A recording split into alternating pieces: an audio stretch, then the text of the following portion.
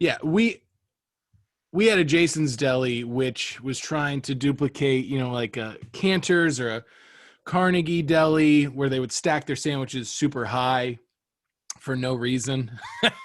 Is that kind of the place that you're talking about? Um, Zingerman's. I mean, yeah, I mean it's a class, not that kind of wacky, over the top, like going there for the pictures of your crazy sandwich kind of deli. Right. Or it was an honest, everyday. There's a lower tolerance for nonsense, I think, in the Midwest. Yeah. Less tolerance for silly sandwiches.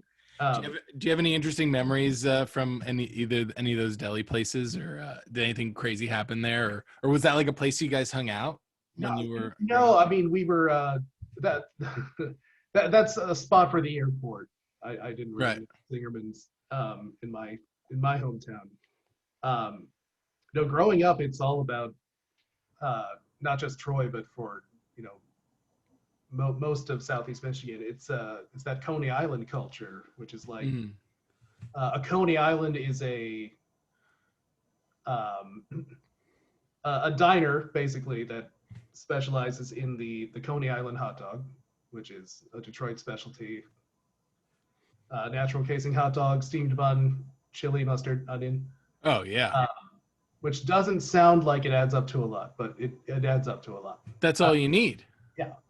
But a lot of those restaurants and those chains were started by Greek immigrants. So they would serve diner food, Coney dogs, but then also usually like a selection of kind of Greek Mediterranean food like gyros and, spanakopita, like those little spinach pies and Greek salads. And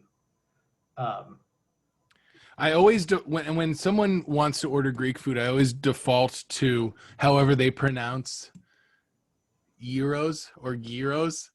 I'm like, you say it first. I just want them to say it first. I've only ever known gyro. I know there's like gyro. I've heard a few gyros. That's got to be wrong.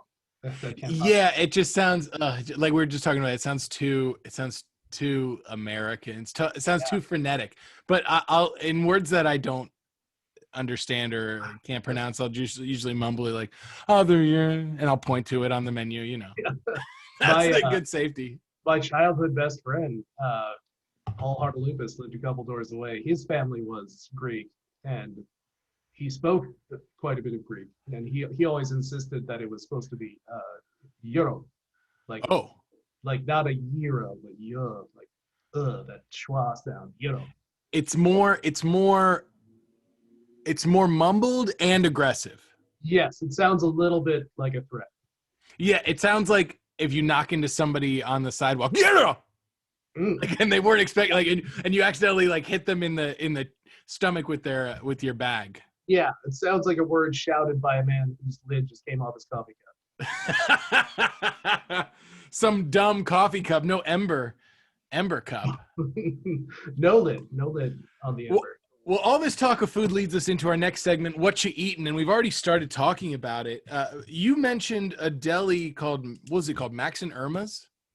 Yeah, I mean, there's a lot of... Is that more airport? Well, no, there's a few of them around. It's a Midwestern kind of chain. Yeah, that was... there aren't a ton of, highlight places in any airport, but that's a pretty cool, especially because you can order chocolate chip cookies at the beginning of your meal, and they will cook them during your meal. Oh my God! They'll bring you out a little tray, 6 hot, fresh chocolate chip cookies. What? Oh, it's incredible. Made to order. That's incredible. That is incredible. As you were describing it, I was thinking about Jason's Deli, and obviously it was. This is a chain which Florida is known for, but like I was saying, they're trying to be like a Cantor's, trying to be like a Carnegie Deli, etc. But what they would do is they would have this unlimited salad bar, which was great. It was a very good salad bar. Sadly, I think salad bars are a thing of the past post-COVID or COVID AD. In the year of COVID, 2021, the year of our Lord COVID. But I would go there with my grandfather, and I don't know if you have any of these dining stories with your family, but my grandpa would always embarrass me, like not on purpose, but he grew up in New York, and he was accustomed to that food, and that food was so good.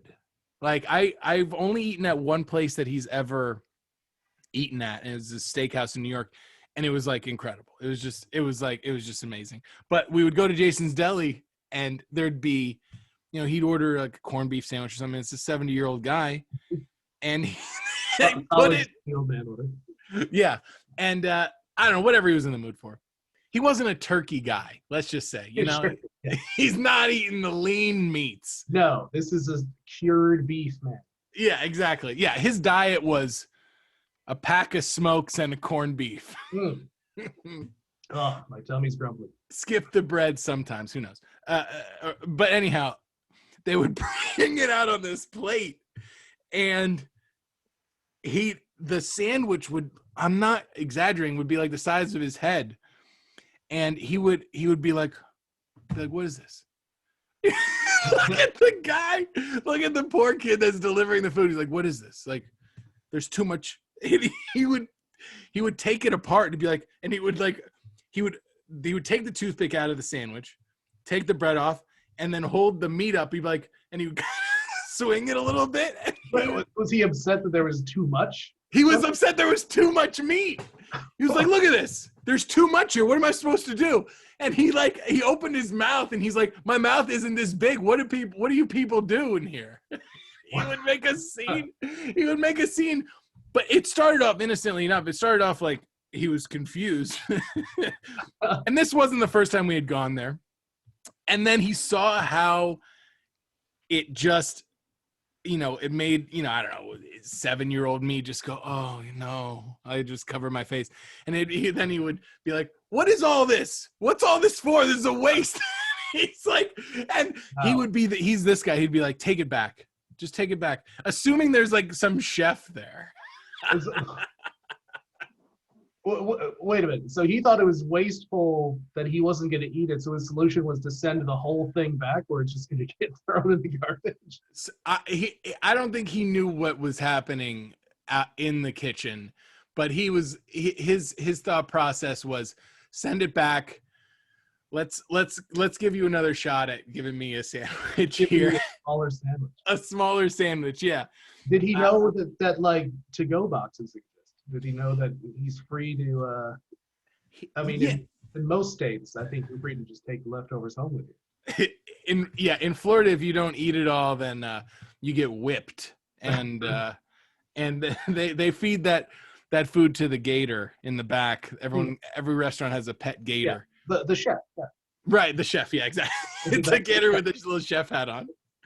But he was just. Well, he didn't want to go through the whole ordeal. He didn't want to.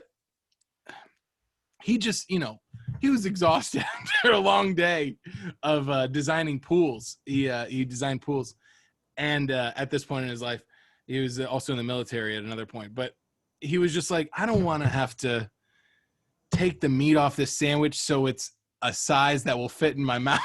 He was just like, I just want to eat a sandwich, He's not paying for the meat. He's paying for the preparedness. Exactly. Which was fun. And also, oh my gosh, not to outdo themselves, or rather to outdo themselves, Jason's Deli would have these gigantic football-sized potatoes. And what they would do, they would have like these loaded potatoes, and you've got it's everything. It's like a traditional loaded potato. It's a buffalo chicken potato, barbecue, chicken potato, etc. All these like crazy toppings. But what they would do is, and when I went with my grandma, she would always order these for whatever reason, because she always wanted to get her money's worth. She was happy for the big sandwiches. She was like, oh, I'll bring that home and I'll bring it into work with me tomorrow. That's what. Yeah, grandma. I'll use my own bread, take this meat out of the sandwich, extraditing the meat. But then the potatoes were literally the size of footballs, sometimes bigger, because they would cut off just the end of the potato, like in half an inch of 2 potatoes, then ram them together on the plate. Oh, so they would just make a You massive, together 2 potatoes to make one giant potato. exactly, and then all the stuffing and junk in it would cover the fact that it was actually 2 potatoes, and they were like, wow, we've, they were tricking some people, and some of those people were my grandma. My grandma's like, how do they get these big potatoes? Grandma's been working in a grocery store for like 10 years. How do how do they make these big potatoes? And she's asking this poor waiter, how do they make these big potatoes? And it's this, this kid in high school that's like, I don't fucking know. Like, what are you talking about? This was frozen 10 minutes ago. That, I mean, I'm glad Grandma got joy out of that giant potato. Here's the thing. Did you ever break it to her? Did you ever tell her, listen, was it the, the Santa Claus moment? Like, you need to know the truth. No. So one day we went there and she was very hungry. And so she ate to the bottom of it. And she looks and she's like, Peter, she like whispers it to me. like it's a conspiracy. Hey, Peter, it looks like there's 2 potatoes here. That must be what they did. And then it all starts to make sense to her. Like, there are numbers flying by her in space and time, and like, clocks like rewinding backwards, and like everything starting to make sense. She found the stash of presents in the back of the closet on December 10th. And she figured it all out. It all made sense. What were some of the places you went, and did your parents embarrass you at those places? No, not terribly. I mean, my family's mostly reasonable diners. That's nice of you. I sure never sent anything back. Maybe in my life, I just was happy to have any food in front of me. Yeah, not that I cooked deprived or anything. I just loved eating out. Loved restaurants. Yeah, my dad would steal coffee creamers. Oh, the little ones? Little tubs, yeah, little room temperature tubs of half and half or cream or whatever. He would always grab like a little fistful of them anytime we were at a diner or any restaurant that had those. Because when I was growing up, my mom liked it. She would enjoy a White Russian from time to time, but we didn't really keep any cream or half and half in the house. So my dad's solution was to stock up on these little creamer packets. Oh, that's so funny. It was like this automatic thing. Like as soon as we sit down at the table and the waitress goes to get us some waters or silverware or whatever, my dad would just very like swiftly grab some tubs of cream and then just like toss them in his jacket pocket. And then would he ask for more? No, never asked for more. It was a long-term con. Keep carrying out. Yeah, it only backfired on us once. Oh no! He was wearing a. It was after church. We went to the Ram's Horn for breakfast. Okay. Local 24-hour diner. Oh yeah. And that's closed now, sadly. But he put them on the exterior pocket of his sport coat for some reason.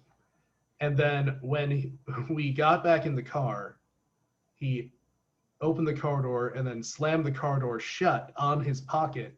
Oh! And the coffee creamers just exploded like little creamy grenades. Oh no! But that's the only time his secret plan backfired. Oh my goodness, that's wild. Mm-hmm. Why do we do that? I do that too. My grandma does that. I don't mean to talk about my grandma but so much, but like let's not throw her under the bus. I do it too. Maybe it was developed from her, but if I'm getting coffee, I'm like, oh yeah, I want some of that sugar in the raw. I'll take a couple extra, put it in my pocket, for home coffees. Oh yeah. What else do I take? I mean, I take my glove compartment. It's got so many napkins in my car. My glove compartment has so many napkins in it. There's no room for gloves. Oh, and I know you're a driving gloves guy. So way back. Exactly. All right. Well, in this segment that we've already started, what you eating, I want to talk about what people are eating in Troy. You already mentioned the conies, you've mentioned a few delis that are fun. Anything else of note that people should know about in Troy and just in Michigan in general that people are eating there? Sure. There's well, nationwide, I think the Detroit style pizza is finally having a moment. It really is, and I want to know what makes a Detroit style pizza because when I see it, I'm like, oh, that's a deep dish. I don't know. Yeah, it's I mean it's similar to like a Sicilian pizza. I know that's like the other New York pizza. Okay. But I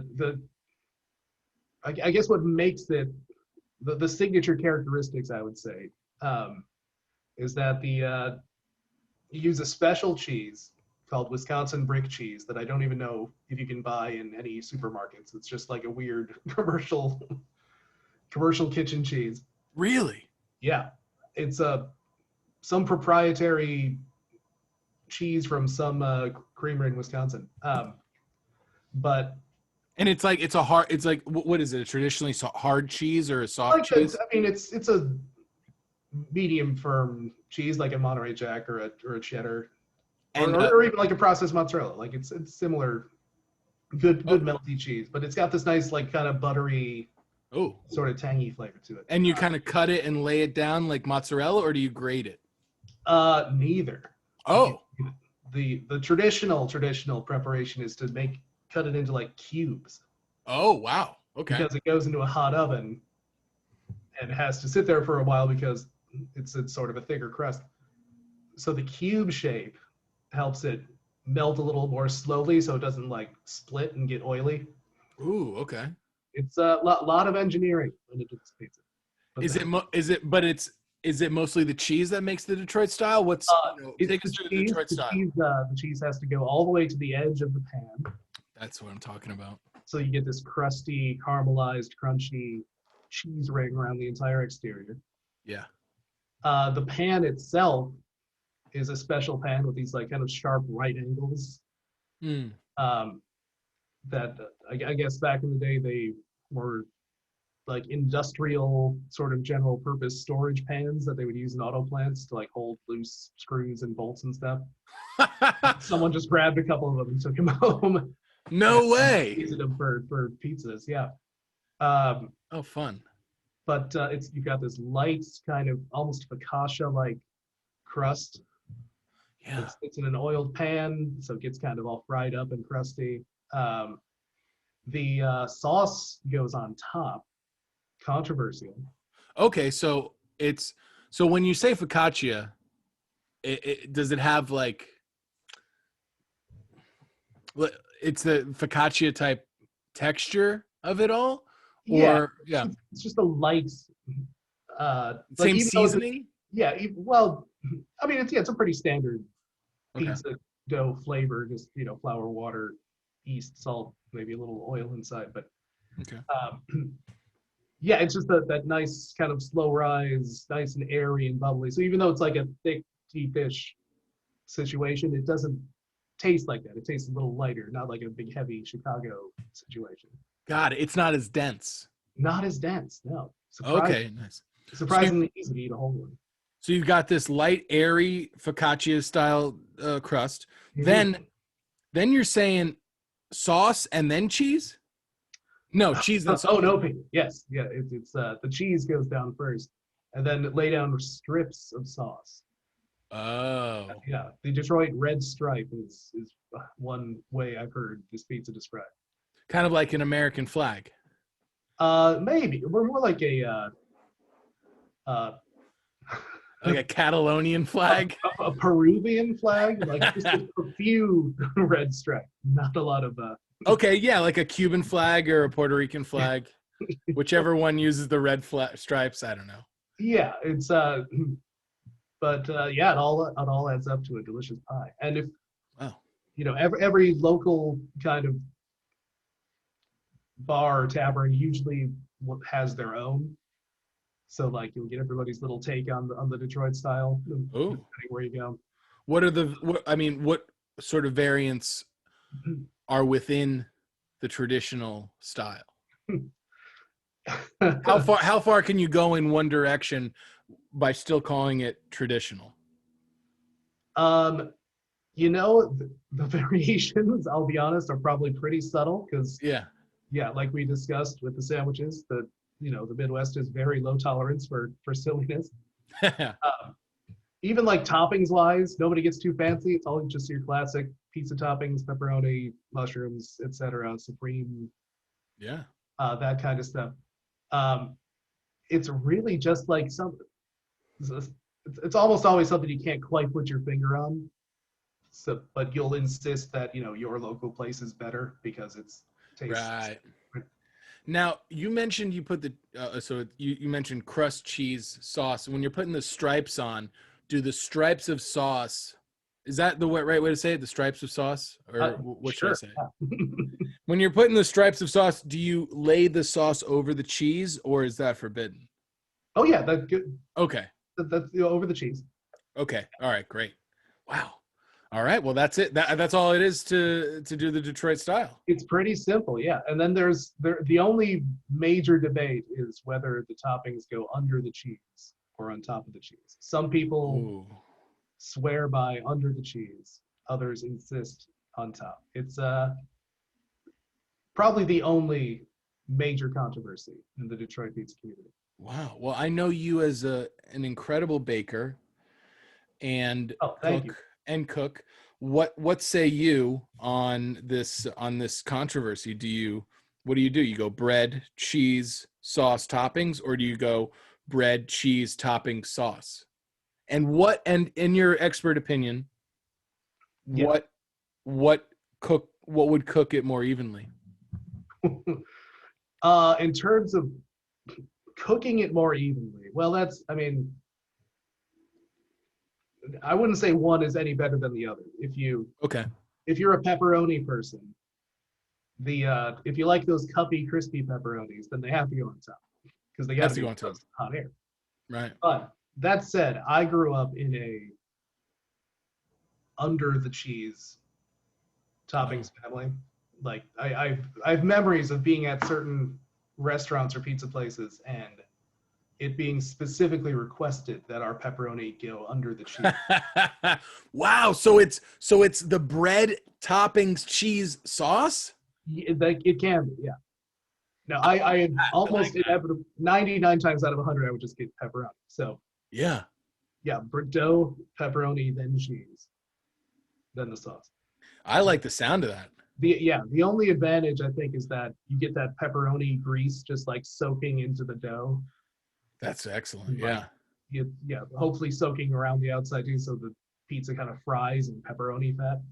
That's what you want. I think that's what you want. That's what the bread's for. Also, my time working in a deli, I realized that the best way to put any sort of like oil and vinegar or balsamic or anything on or mayonnaise, mustard, whatever, on a sandwich is to put it on the bread so the bread soaks up because that's what the bread is for. If you put it on the lettuce, then it just falls off. You put it on the cheese and it just dribbles off. And like maybe it looks good on a Instagram photo where you're, doing the monster sandwich, but the bread's got to do its job, is what you're saying, right? Yeah, totally. Yeah. I mean, what better use for a pizza crust than soaking up all them juices, Oh, all man. them pizza juices? That's incredible. That's amazing. So anything else of note of culinarily speaking in Michigan that I have that to you give a love? shout out. I do have to give a shout out to what I think is the underrated, maybe one of the most underrated contributions um, of the Detroit area to the culinary history of America, and that is what is most widely known as a hani sandwich, Honey. hani wrap, HANI. Ooh. At least that's what it's called at National Coney Island, the National Coney Island chain. They call theirs the hani, but there's variations, there's copycats everywhere else. Tell me about it. A hani is I guess a wrap, a pita. It is a grilled Greek style pita, which is kind of a nice pillowy, fluffy one, not a lean, flat one. with uh, chicken tenders that have been Whoa. yes, fried. Okay. I'm on the edge of my seat. Now we're talking. Yep, chicken tendies, fried and then kind of cut into strips, American cheese, lettuce, tomato, Okay. mayo, Oh yeah. wrapped up. The chicken's hot, the veggies are cold, the pita's warm. It's kind of incredible. It's so simple, deceptively simple. Wait, is there any like fried chicken tender kind of pita wrap? But it's something else. There's something about it that's just perfect. It's it's like it's a summer day, like it doesn't need to be overcomplicated. It doesn't need to be so gourmet. It's, hey, this is what it is, and this is well executed. I think that's what we're looking for. It's well executed. Oh yeah, it's a very welcome addition to the end of the night. You're out cooking with your friends. Go. You need something greasy to eat. Coney's open 24 hours. So instead of a Coney or a breakfast or whatever, the Hani just hits that right. Yeah. That sweet spot of everything you want. And you'd usually find it post bar, or is this something you're going for midday? Anytime of day, Peter. You can have it for lunch. Okay. I've had it for lunch. I've had it for dinner. I've had it all hours of the day. Maybe not breakfast, but okay, Sam. There's no wrong time. Yeah, exactly. Just listen to your heart. So it's the wrap. It's chicken tenders, cheese, lettuce, tomato. Is there any sauce on it, or is there any like dressing? Just mayo. The mayo. Okay. I would say half of the people who order it will get some ranch on the side. Okay. That's just, I think that's true anywhere. We love our ranch here in America. I saw this one place. I forget exactly where I was, but I thought it was I forget where I was because it was 2:30 in the morning. But there was this pizza place, and they had a full pie, and I forget what it's called, but they would make a cheese pizza or whatever toppings you wanted, and then when it came out of the oven, they piled high just like shredded mozzarella cheese. So like cold mozzarella cheese, so you could eat it, so it wouldn't burn the top of your mouth. I've seen those. Yeah. I don't know what. Yeah. Something that was on Food Network in the middle of the day. I think I've seen. Right, probably. Pizza for yeah. Yeah, to protect like the top of your mouth, because we can't be trusted. No, absolutely not. We can't be trusted to wear masks, let alone the health of the inside of our mouths. Oh no, you're gonna take that lava hot pizza and just press it against the roof of your mouth as hard as you can. Well, I'm hungry. All right, to wrap things up, Matt, it's our final segment. One last thing, one good thing. What's one, if I'm dropped in Troy, Michigan, what's one thing I should know? What's one thing I should equip myself with? What's something I should have in the tool belt? Or, what's one place that I should go, or mentality to have? Any advice from you? My hot tip, we've got a fun photo op. Oh, I love it. A fun photo op for any visitor to Troy, Michigan. I-75 runs right through. Oh yeah, that goes down to Florida, right? Goes all the way down to Florida. That's our main. That is literally I've been on that interstate more than I've slept in my bed. Let me tell you. It feels like I have too. I'm so delighted we have that in common, Peter. 75. I-75. Connecting us a whole nation away. Man, that'd be a sick tattoo. Right on the shoulder here. Let's do it. We could get like matching friendship tattoos one day. Where like I have the I-75 coming out of my hand in Michigan, and I have I-75 just on my dong. Yes, for Florida. Perfect. And then we put them together sometimes. And exactly. And so also you mentioned your hand, your mitt. You should explain to people what that means. Oh, well, the state of, if you meet anyone from Michigan, they'll do this obnoxious thing where they'll just point at their hand and say, I'm from here. But that is because the state of Michigan, the lower peninsula at least, is shaped vaguely like a mitten. Oh. So you kind of have a built-in map of the state, and all of us Michigan people can kind of point at our hands, you'll get a general idea of where somebody's from. It's very amazing. So then tell us about this sorry. I-75 photo op. Yeah, so Troy isn't very big, but we do have 5 I-75 exits, and one of them is the exit onto like the main sort of thoroughfare in Troy, Michigan, which is Big Beaver Road. Oh yeah, okay. And Big Beaver Road just happens to be exit 69 off of I-75. So if you're on I-75, pull over and get that photo up underneath that exit 69 Big Beaver sign. 69! If that sign, I mean, it's too big to steal, which is probably for the best, because I can only imagine if it was any smaller, they would have to replace it twice a week. Big Beaver Road. Big Beaver. Is it exit 69? Yeah, exit 69, Big Beaver. Well, I want to go just for that. That's you should. Everyone should. I mean, don't go for,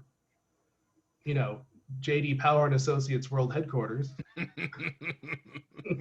That's how white collar and corporate my hometown is. We literally the headquarters of the company that gives awards to other companies. JD Power is the is in your hometown in Troy? Yeah, there's weirdly a lot of corporate. It's very white collar kind of office corporate mentality. There's a lot of like JD Power is based out of there. Honey Baked Ham World headquarters are there weirdly. No way. Flagstar Bank used to be the home of Kmart World headquarters. Really? Yeah. A few people that I graduated high school with got jobs at Chico's World headquarters, which is in Fort Myers. Oh, wow. Chico's. Oh, I know Chico's. I don't know anything about Chico's. What is Chico's? I don't even know what it is. It's clothing. It's clothing. There's one in the Somerset Mall that we discussed earlier. The fancy part. There's a Chico's. Oh my gosh. It's like a it's kind of like a rich suburban mom store. Like lots of sort of billowy kind of tops and luxurious wraps and that kind of thing, but in sort of funky patterns. I want to say is it mostly women's clothing? I think so.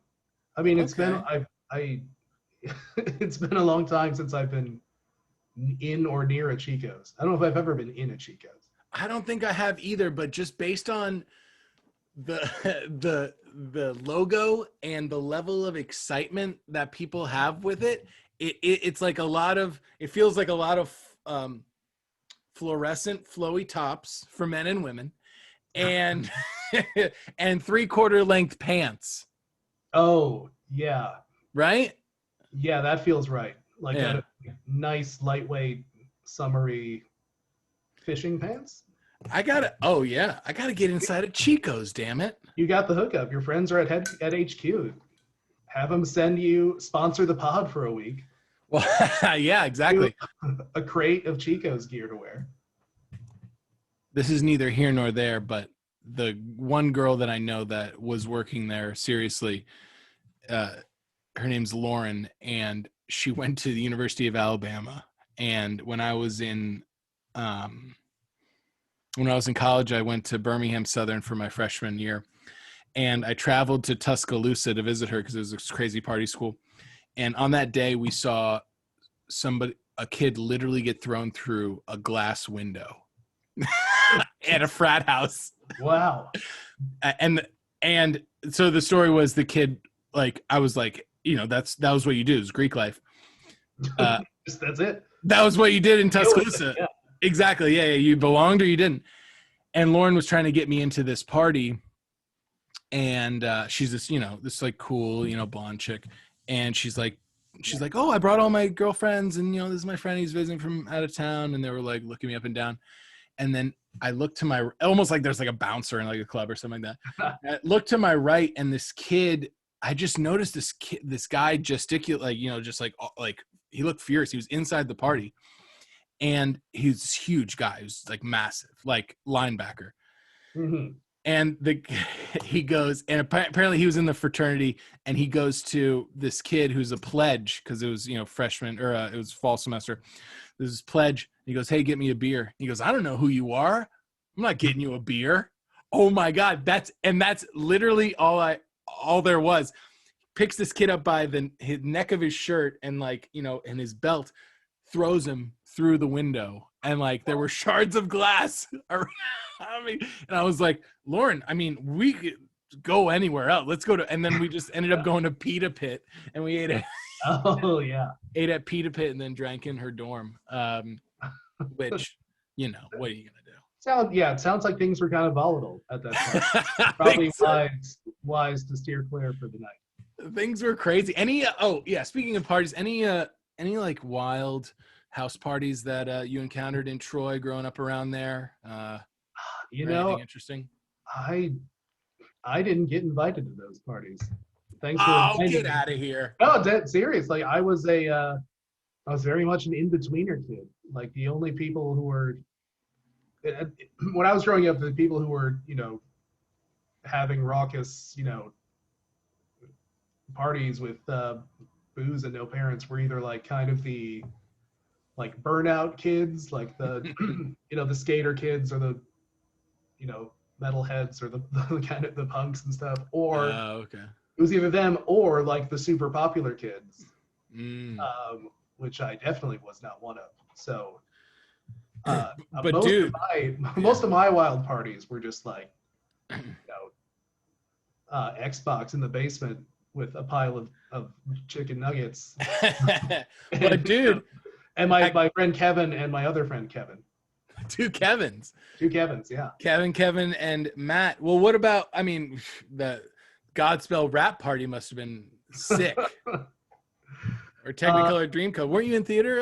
I was in high school theater, and those kids, they got a lot of partying to get out because they don't get invited to a lot of parties either. Did those parties get crazy, or were they pretty tame, considering?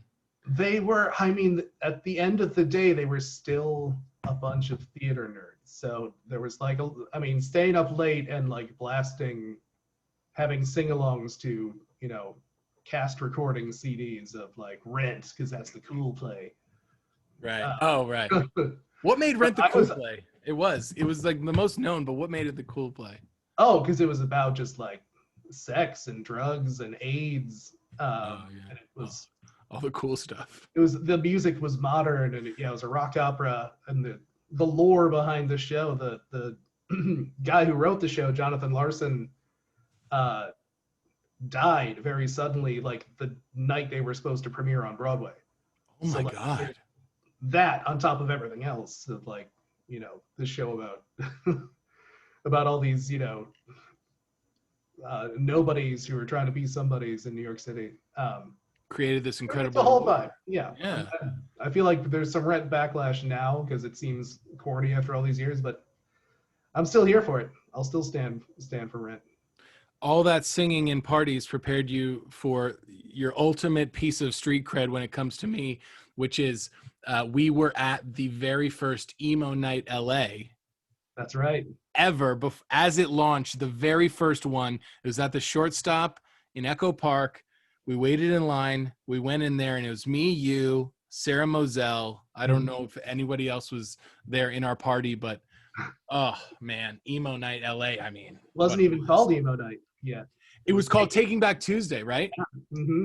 Oh man, what do you remember about that night? Do you remember anything? Oh my God. Specific? I remember it seemed like they had one bartender for 200 people. Yeah. Maybe two bartenders. I remember them being very understaffed. I remember waiting in line. It was drizzling. Yes. And I remember waiting in line for a long time, in more than I expected to wait in line for emo night. But really? Yeah, and I also I remember having a lot of fun up front. It was very fun just being on the dance floor and screaming. Yeah. Infidelities. Screaming, literally screaming infidelities. But I do remember as the night wore on, the emo DJs just started playing lots of the weird deep cuts, and At one point, I looked up and like the DJ had a girl up there, and he was like standing behind her and had his hands like guiding her hands on the mixer board. Yeah, Like, almost like on like a miniature golf date. yeah, or like puppeteering this poor girl. He's Yeah, like, oh, I'll teach you how to DJ. Yeah, that was kind of a bummer. but it was a ton of fun. It was a hell of a night, and yeah, we were there, man. Emo Night LA. I remember the girl that I was dating before this. She'd broken up with me, and we had broken up, and then she would revise that story pretty quickly. There's a story about us breaking up that will make its way onto the podcast eventually, but not this night.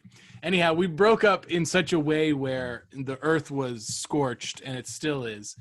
And she's heavy into music, and we had seen Brand New together, and she brought me to all these concerts because she works in the music industry. And we went in there, and I didn't realize it, but apparently she knew some of the promoters at the time, and she told the doorman, don't let Peter Murphy in here. What? And then I get in there, and the first person I see, Amanda, and she stares me right in the eyes, and both of my eyes, one of her eyes, because she had like the swooping emo bangs. Right, yeah. And she swoops out her bangs and goes, how did you get in here? I'm like, what? She's like, I told them not to let you in. I was like, oh my God. And then luckily, this is a bar meant for 80 people. And like you said, there were 200 people in there. Luckily, I was in this like current of people holding hands and moving. And I was just like, well, see you later. Yeah. And then I was able to avoid her for the rest of the night. But oh, what a blast. And yeah, their day one. Wow. Yeah. I'm sure you two were both in the right place for emotions. Oh man, yeah. Where do we go now for emotions, Matt? Where do we go? I don't know. We all just gotta scream infidelities in our showers until we can go to concerts and stuff again. I hear you, man. Well, with that in mind, I'm gonna go scream into my shower, into a pillow, into my refrigerator. Perfect. Thank you so much, Matt, for joining us today. Thanks for having me, Peter. Absolutely. Anything further to add? This has been a pleasure. No. Hard no. Nothing further. Amazing. Well, Matt, thank you so much for joining me today. You've been a great guest. You're a great friend and very funny. Everyone's going to check out Family Guy this season, next season, and at least 20 more years, you know? Oh, yeah. I hope I die before Family Guy. Hey, knock on wood. Hey, Floridians, thanks for listening. I'll talk to you next time.